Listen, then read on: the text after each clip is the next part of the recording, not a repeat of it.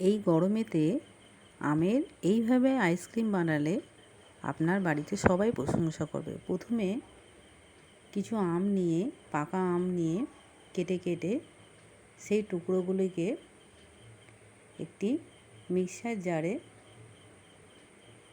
দিয়ে দিলাম। তারপরে গুঁড়ো দুধ দিলাম, চিনি দিলাম,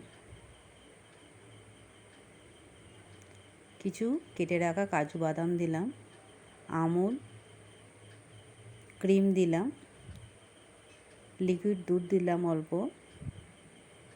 এই সব উপকরণগুলিকে মিক্সার জারে দিয়ে একটি স্মুথ ব্যাটার তৈরি করলাম।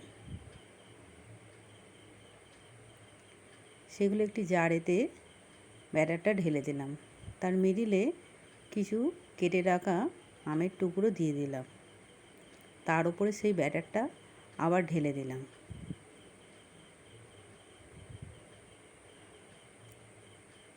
তার উপরে আবার কেটে রাখা কিছু আমের টুকরো সাজিয়ে দিলাম।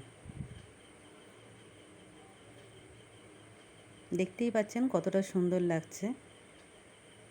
ওর ওপরে একটি ফয়েল পেপার দিয়ে ভালো করে ঢেকে রেখে সেটা ফ্রিজে 6 থেকে 7 ঘন্টা রেখে দিয়েছিলাম। তারপর আমি বার করলাম। দেখতেই পাচ্ছেন জমে একদম আইসক্রিম হয়ে গেছে। এগুলো কি একটি কাপের মধ্যে তুলে পরিবেশন করুন। দারুণ লাগে খেতে। আপনার বাচ্চারা আর বাইরের আইসক্রিম খাওয়ার বায়না করবে না। এই আইসক্রিমটা দেখতে যেমন সুন্দর তেমন স্বাদে গন্ধে সমস্ত কিছু খেতে দারুণ লাগে। লাইক করবেন।